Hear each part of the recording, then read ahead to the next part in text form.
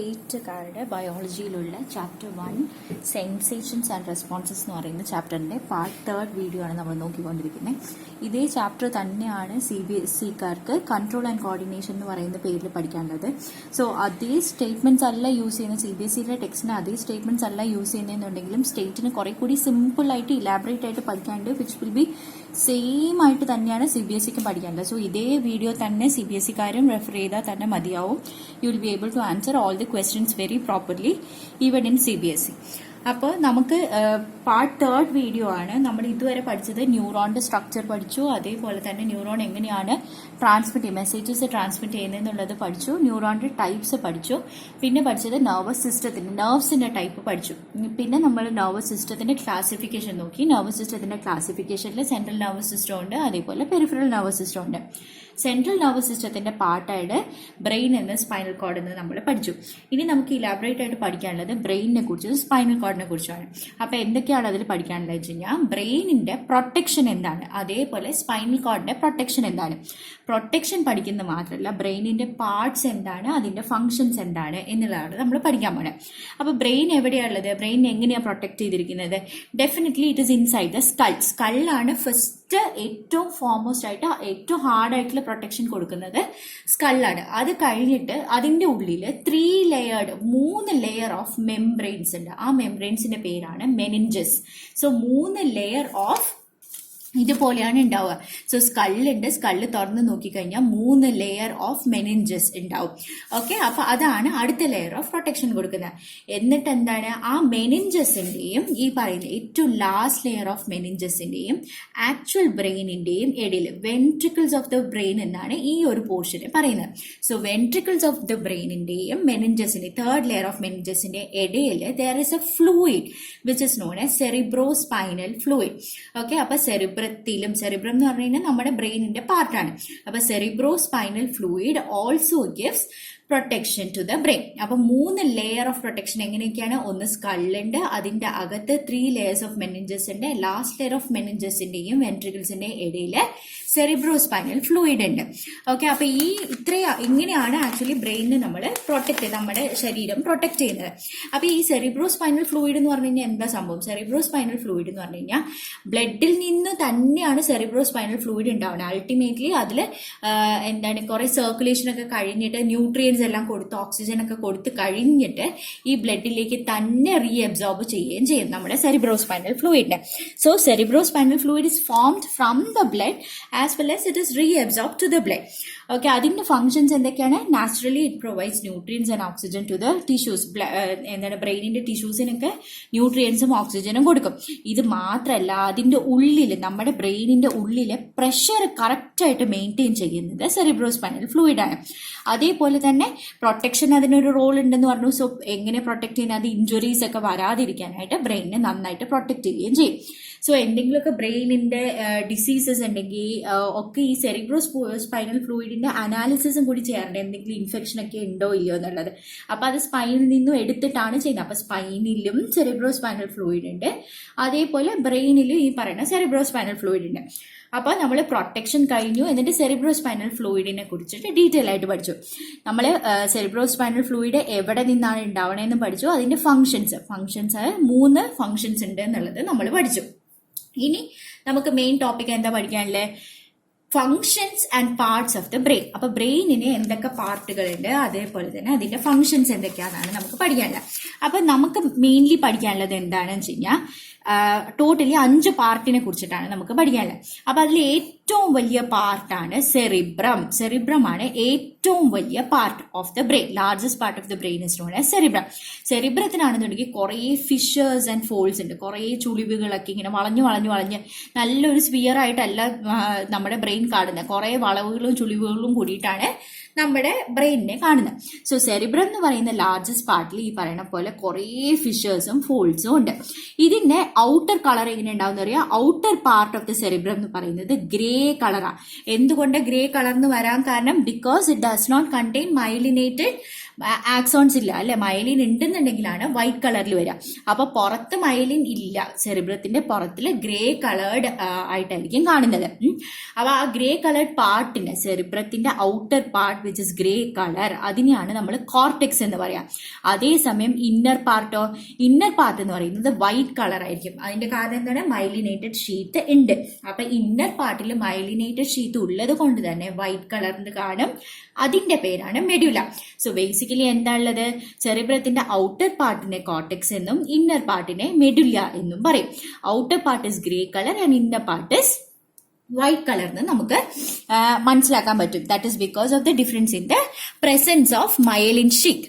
Okay, ഇനി ഇതിന്റെ അപ്പൊ സെറിബ്രം എന്ന് പറഞ്ഞതിൽ എന്തൊക്കെ പഠിച്ചു? ലാർജസ്റ്റ് പാർട്ടാണെന്ന് പഠിച്ചു, ഔട്ടർ കോർട്ടെക്സ് ഉണ്ടെന്ന്, ഇന്നർ മെഡുല ഉണ്ടെന്ന് പഠിച്ചു. Outer cortex is grey colour, inner medulla is white colour എന്ന് പറഞ്ഞു. പിന്നെ ഫിഷേഴ്സും ഫോൾസും ഉണ്ട് എന്നും പറഞ്ഞു.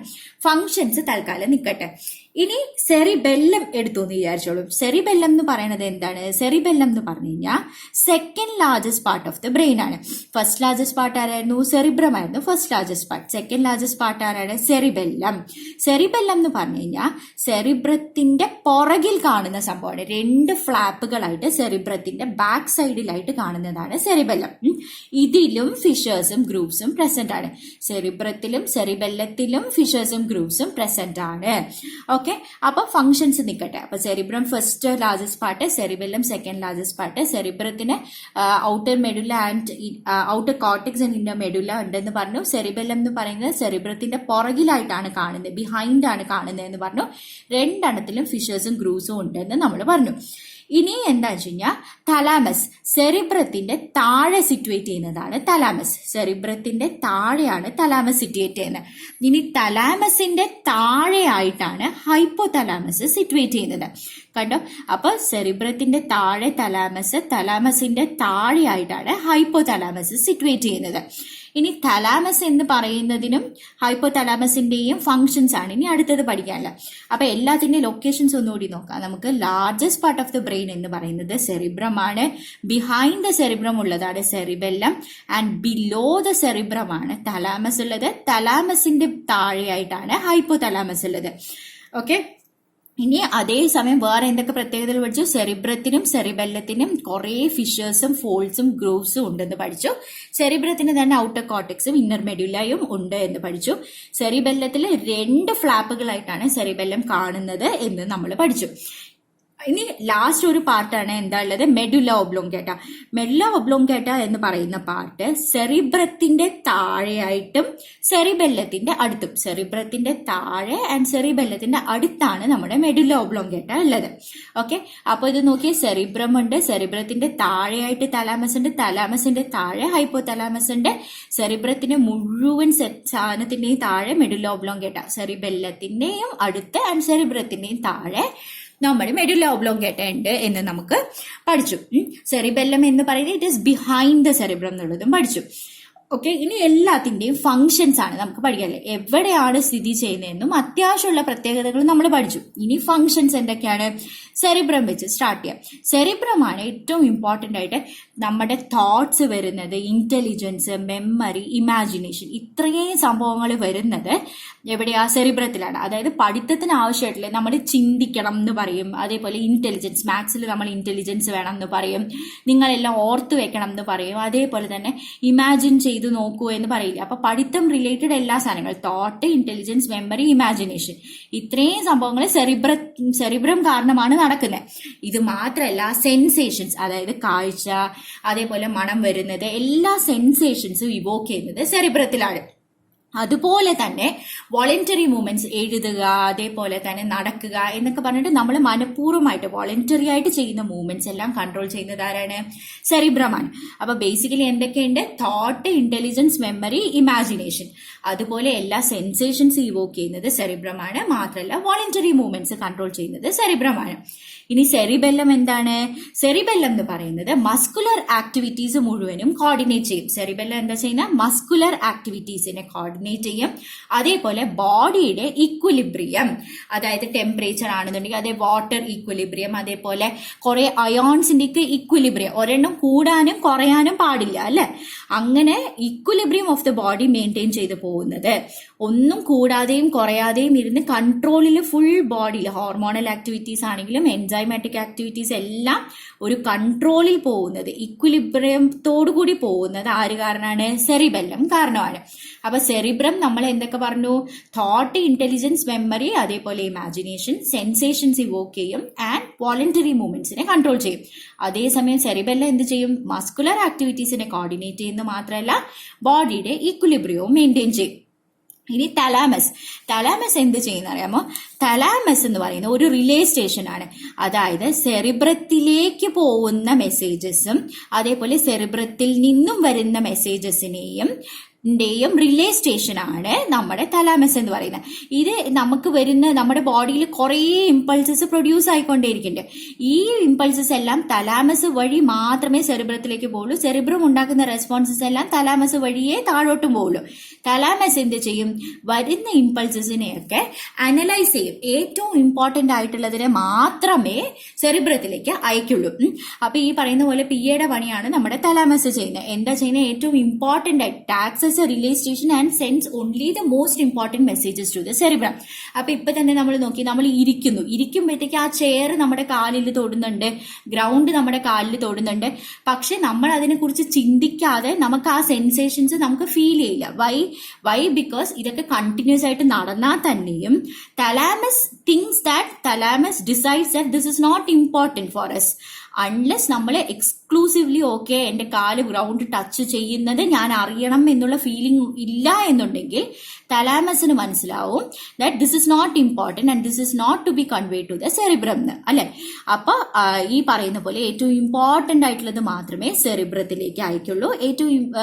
അതേപോലെ സെറിബ്രം ഉണ്ടാക്കുന്ന എന്ത് റെസ്പോൺസ് ആണെങ്കിലും തലാമസ് വഴിയേ ബാക്കിയുള്ളതിലേക്ക് പോവുള്ളൂ. So it acts as A relay station for messages to and from the cerebrum, and also it analyzes the most important impulses which is supposed to be sent to and from the cerebrum. ഇനി നമുക്ക് പഠിക്കാനുള്ളത് hypothalamus. ഹൈപ്പോതലാമസിന്റെ function എന്ന് പറയുന്നത് എന്താണ്? Homeostasis maintain ചെയ്യുക എന്നുള്ളതാണ് hypothalamus.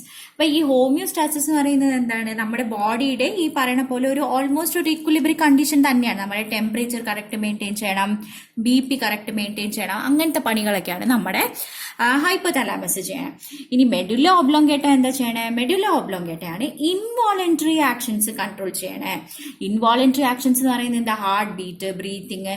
അപ്പൊ നമ്മള് മനസ്സുകൊണ്ട് വിചാരിച്ചു കഴിഞ്ഞാൽ ഹാർട്ട് ബീറ്റ് നിർത്താൻ പറ്റുമോ? പറ്റില്ല.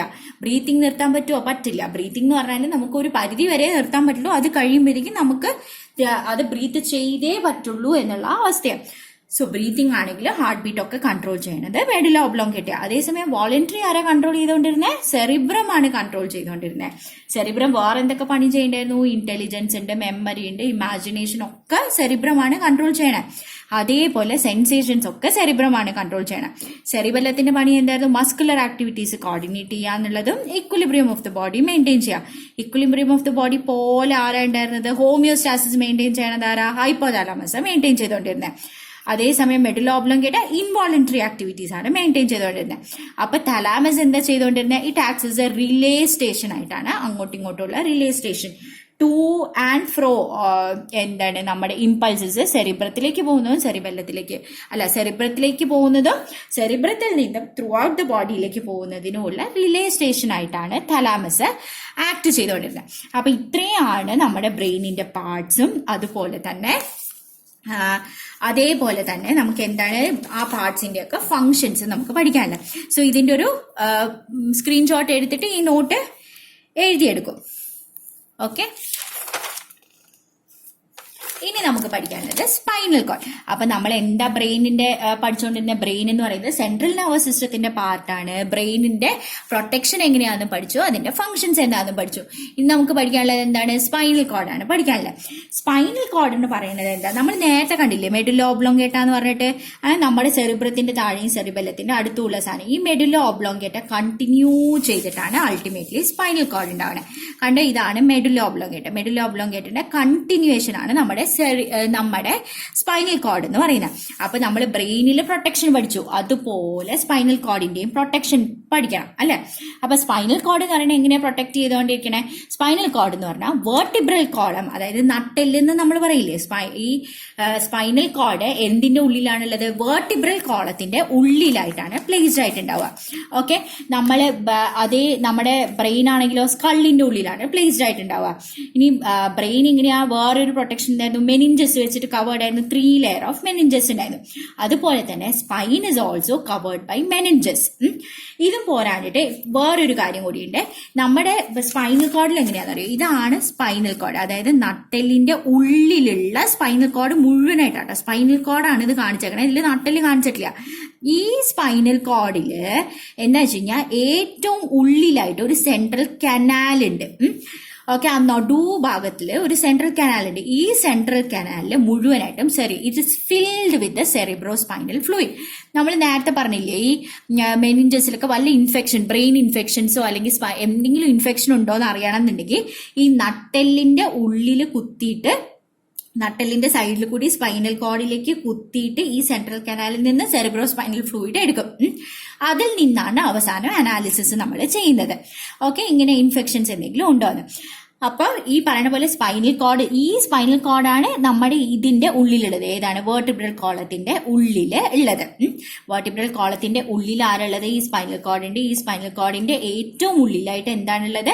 നമ്മുടെ സെൻട്രൽ കനാൽ എന്ന് പറയുന്ന സാധനമുണ്ട്. അപ്പൊ ഇതിനെ എങ്ങനെ പ്രൊട്ടക്ട് ചെയ്യണം? Vertebral column definitely is there. അതേപോലെ തന്നെ മെനിഞ്ചസ് എന്ന് പറയുന്ന സാധനമുണ്ട്. അതുപോലെ തന്നെ സെറിബ്രോ സ്പൈനൽ ഫ്ലൂയിഡ്സും ഉണ്ട്. ഇനി ഇതിന്റെ സ്ട്രക്ചർ എന്ന് പറയുന്നത് എന്താണ്? നമ്മൾ ബ്രെയിനിന്റെ കാര്യത്തിൽ എന്താ പഠിച്ചത്? ഗ്രേ മാറ്റർ പുറത്താണ് ആൻഡ് വൈറ്റ് മാറ്റർ ഉള്ളിലാണ് എന്നുള്ളത് പഠിച്ചു. പക്ഷെ ഇവിടെ നേരെ തിരിച്ചാണ്. White matter is seen outside. Spinal കോഡില് വൈറ്റ് മാറ്റർ പുറത്തും ഗ്രേ മാറ്റർ എന്ന് പറയുന്നത് ഇൻസൈഡിലുമാണ് ഈ സംഭവം കാണുന്നത്. ഇത് കണ്ടോ, വൈറ്റ് മാറ്റർ പുറത്തും ഗ്രേ മാറ്റർ എന്ന് പറയുന്നത് ഉള്ളിലുമായിട്ടാണ് സ്പൈനൽ കോഡില് കാണുന്നത്. ഇനി സെൻട്രൽ കനാൽ നമ്മൾ നേരത്തെ പറഞ്ഞു സെറിബ്രോ സ്പൈനൽ ഫ്ലൂയിഡ് വെച്ചിട്ട് ഉള്ളിലായിട്ട് ഉണ്ടാവും എന്ന് പറഞ്ഞു. ഇനി സ്പൈനൽ നെർവ്സ് എത്ര എണ്ണം അറൈസ് ചെയ്യുന്നുണ്ട്? സ്പൈനൽ നെർവ്സ് എന്ന് പറഞ്ഞാൽ നമ്മൾ നേരത്തെ പറഞ്ഞു, സ്പൈനൽ നെർവ്സ് എന്ന് പറയുന്ന പെരിഫറൽ നെർവസ് സിസ്റ്റത്തിന്റെ പാർട്ടാണ്. സ്പൈനൽ കോഡാണ് സെൻട്രൽ നെർവസ് സിസ്റ്റത്തിന്റെ പാർട്ട്. ആ സ്പൈനൽ കോഡിൽ നിന്നും അറൈസ് ചെയ്യുന്ന നെർവ്സിനെയാണ് സ്പൈനൽ നെർവ്സ് എന്ന് പറയുന്നത്. അത് എത്ര എണ്ണം ഉണ്ട്? 31 പെയർ ഓഫ് സ്പൈനൽ നെർവ്സ് ഉണ്ട്. അപ്പൊ ഈ സ്പൈനൽ നെർവ്സ് എന്ന് പറയുന്നത് എങ്ങനെയാ ഉണ്ടാവണമെന്ന് അറിയോ? ഇതിന്റെ പുറകിൽ നിന്നും വരുന്ന ഡോർസൽ റൂട്ടും ഫ്രണ്ടിൽ നിന്നും വരുന്ന വെൻട്രൽ റൂട്ടും ഉണ്ടാവും. ഡോർസൽ റൂട്ടും വെൻട്രൽ റൂട്ടും ഒന്നിച്ച് ചേർന്നിട്ടാണ് ഒരു സ്പൈനൽ നെർവ് ഉണ്ടാവുക. ഡോർസൽ റൂട്ടും വെൻട്രൽ റൂട്ടും കൂടിയിട്ടാണ്. സോ സ്പൈനൽ കോഡിന്റെ ഡോർസൽ സൈഡിൽ നിന്ന് ഒരു റൂട്ട് വരും, വെൻട്രൽ സൈഡിൽ നിന്നും ഒരു റൂട്ട് വരും. രണ്ടെണ്ണം കൂടി ചേർന്നിട്ടാണ് അൾട്ടിമേറ്റ്ലി എന്തുണ്ടാവണത്? സ്പൈനൽ നെർവ് ഉണ്ടാവണത്. അപ്പൊ ഈ ഇതിൽ തന്നെ അപ്പൊ നമ്മൾക്കറിയാം സ്പൈനൽ കോഡിലേക്ക് ഒരു സെൻസേഷൻ വരും. സ്പൈനൽ കോഡിലേക്ക് ഇപ്പൊ ലൈറ്റ് കാണുന്നുണ്ട് അല്ലെങ്കിൽ കയ്യിൽ ഒരു കുത്തു കിട്ടി എന്നുള്ളത്, ആ സെൻസേഷൻ സ്പൈനൽ കോഡിലേക്ക് പോകണം അല്ലെ. അതിനെയാണ് സെൻസറി ഇമ്പൾസ് എന്ന് പറയുന്നത്. ഈ സെൻസറി ഇമ്പൾസ് സ്പൈനൽ കോഡിലേക്ക് പോണത് ഏത് വഴിയാണെന്നറിയോ? ഡോർസൽ റൂട്ട് വഴിയാണ് സെൻസേഷൻസ് സ്പൈനൽ കോഡിലേക്ക് എത്തുന്നത്. അപ്പൊ കുത്ത് കിട്ടിയ കുത്ത് മാറ്റണം, കൈ മാറ്റണം എന്നുള്ള റെസ്പോൺസ് സ്പൈനൽ കോഡിൽ നിന്നും കൈയിലേക്ക് പോണത് മോട്ടർ ഇമ്പൾസസ് വഴിയാണ്. ആ മോട്ടർ ഇമ്പൾസസ് ഏത് വഴി പോവും? വെൻട്രൽ റൂട്ട് വഴി. അപ്പൊ സെൻസറി ഇമ്പൾസസ് ഡോർസൽ റൂട്ട് വഴിയും മോട്ടർ ഇമ്പൾസസ് വെൻട്രൽ റൂട്ട് വഴിയും. അപ്പൊ ഡോർസൽ റൂട്ട് വഴി എന്താണ്? Sensory impulses. വെൻട്രൽ റൂട്ട് വഴി എന്താണ്? Motor impulses. മോട്ടർ എന്ന് പറഞ്ഞു കഴിഞ്ഞാൽ സ്പൈനൽ കോഡ് നമ്മുടെ മസിലിന്റെ അടുത്ത് പറയാണ് കൈ മാറ്റൂ. സെൻസറി എന്ന് പറഞ്ഞു കഴിഞ്ഞാൽ എനിക്ക് കുത്തു കിട്ടി എന്ന് നമ്മുടെ മസിൽസിന്റെ നെർവ് സെൽസ് സ്പൈനൽ കോഡിലേക്ക് പറയുകയാണ്. ഓക്കെ, അപ്പൊ എന്തൊക്കെ നമ്മൾ പഠിച്ചു? സ്ട്രക്ചർ എന്താന്ന് പഠിച്ചു. വൈറ്റ് മാറ്റർ പുറത്തുണ്ട്, ഗ്രേ മാറ്റർ ഉള്ളിലുണ്ട്, അതേപോലെ 31 സെറിബ്രോ സ്പൈനൽ ഫ്ലൂയിഡ് ഉള്ളിലുണ്ടെന്ന് പഠിച്ചു. സ്പൈനൽ നെർവ്സ് അറൈസ് ചെയ്യുന്നുണ്ട്, 31 പെയർ സ്പൈനൽ നെർവ്സ് ഉണ്ടെന്ന് പറഞ്ഞു. സ്പൈനൽ നെർവ് ഫോം ചെയ്യണമെങ്കിൽ ഡോർസൽ റൂട്ടും വെൻട്രൽ റൂട്ടും ഒന്നിച്ചിട്ടാണ് സ്പൈനൽ നെർവ് ഫോം ചെയ്യണേ എന്നുള്ളതും പറഞ്ഞു. അതേപോലെ ഡോർസൽ റൂട്ടിൽ സെൻസറി ഇമ്പൾസസും വെൻട്രൽ റൂട്ടിൽ ഈ പറയുന്ന പോലെ മോട്ടർ ഇമ്പൾസസും ആണെന്നുള്ളത് നമ്മൾ പറഞ്ഞു. ഇനി എന്താണ് ഫങ്ഷൻസ്? എന്താണ് ഫങ്ഷൻസ് എന്ന് പറയുന്നത്? ഈ സ്പൈനൽ കോഡ് വഴിയാണ് ബോഡിയിലെ കുറേ ബോഡി പാർട്സിൽ നിന്നുള്ള ഇമ്പൾസസ് സ്പൈനൽ കോഡിലേക്ക് വന്നിട്ടാണ് സ്പൈനൽ കോഡാണ് അൾട്ടിമേറ്റ്ലി ബ്രെയിനിലേക്ക് ട്രാൻസ്മിറ്റ് ചെയ്യണം. So impulses from different part of the body is transmitted to and from the brain. അതേപോലെ ബ്രെയിന് ഈ പറയുന്ന പോലെ എല്ലായിടത്തേക്കും ഡയറക്ട്ലി ചിലപ്പോൾ കൊടുക്കില്ല. ബ്രെയിന് സ്പൈനൽ കോഡിന്റെ അടുത്തേക്ക് പറഞ്ഞിട്ട് സ്പൈനൽ കോഡാണ് പല സ്ഥലത്തേക്കും എന്താണ് ഇമ്പൾസസ് ട്രാൻസ്മിറ്റ് ചെയ്യണം.